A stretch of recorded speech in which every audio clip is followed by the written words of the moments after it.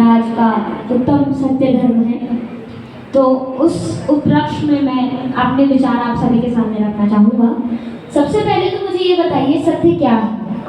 सत्य वह है जिसे आपने देखा है, जाना है और वही वास्तविकता में आपने बताया, ये सत्य है। और झूठ क्या है?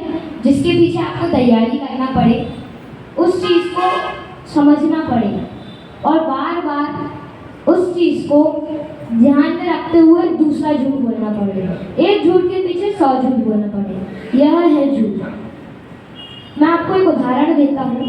जब भी आप कहीं बाहर जाते हैं, आपसे कोई गलती हो जाती है या बच्चों से कोई टूट फूट हो जाती है, घर आके आप मम्मी को बताते हैं, मम्मी क्या बोलती है? बेटा सच सच बता दे, मैं देखो कुछ नहीं बोलूँगी, ना डांटूंगी ना मारूंगी। तो बच्चा सच बोल देता है। लेकिन बच्चे झूठ क्यों बोलते हैं? क्योंकि उन्हें डर रहता है, अगर हमने सच बोल दिए तो हमें डांटा जाएगा, मारा जाएगा। ज़रूरी नहीं है कि बच्चों को डांट कर ही और मार कर ही सच बुलवाया जाए, उन्हें समझाकर भी आप सच बुलवा सकते हैं। मैं आपको एक उदाहरण देता हूँ कहानी के माध्यम से कि एक सच कैसे अपने को राजा बना सकता है। एक राजा रहता है, उसकी कोई संतान नहीं थी, तो वो अपने मंत्री को बोलता है कि मुझे अपने राज्य के लिए उत्तराधिकारी चाहिए, तुम जाकर गांव के सारे बच्चों को बुला के लेके आओ।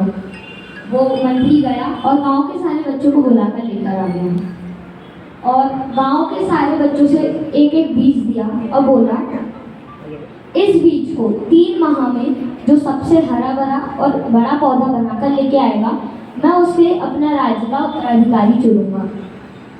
सभी बच्चे गए, उसे बीज को लगा दिया। अब उनमें से एक बच्चा ऐसा था जिसने बहुत कोशिश की कि पौधा उग जाए, बड़ा हो जाए, परंतु वो पौधा ही नहीं होगा। उसने खूब खाद बदली, रसायन डाले, परंतु वो नहीं होगा और बाकी सबके पौधे अच्छे हरे भरे और बड़े हो गए थे।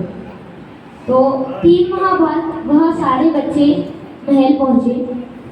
महाराज ने सबका निरीक्षण किया, देखा सभी बच्चों के अच्छे बड़े बड़े हो गए हैं पौधे, बस उस बच्चे का बीज ही है। उसने राजा ने उस बच्चे के पास जाके बोला, तुम्हारा बीज ही क्यों है? तो उसने बोला, महाराज मैंने अपनी तरफ से पूर्ण कोशिश की, खाद बदला, रसायन लगाया, परंतु वह बीज उगा ही नहीं। राजा ने तुरंत समझकर बोल दिया, तुम ही मेरे राज्य के अगले उत्तराधिकारी हो। सारे बच्चे जिन्होंने बड़े बड़े पौधे लाए थे उगाकर, उन सभी को वो सब गुस्सा हो गए।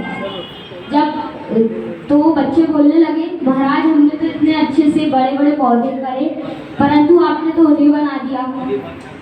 तो महाराज ने बोले, मैंने सभी को एक से बीज दिया था, परंतु ये बीज उग नहीं सकते थे और तुम सबने छल कर झूठ बोलकर ये पौधे दूसरे लाए, परंतु ये वो बीज के नहीं है। और उसने एक सच बोलकर मुझे सारी बात बताई, इसीलिए मैंने अपने राज्य को अगला उत्तराधिकारी उसे चुना।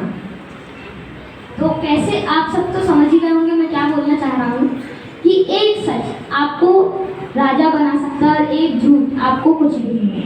तो वैसे ही अगर आप भी जिंदगी में हमेशा सच बोलेंगे तो आप भी राजा बन सकते हैं, परंतु हमें राजा कहाँ का बनना है? मोक्ष का।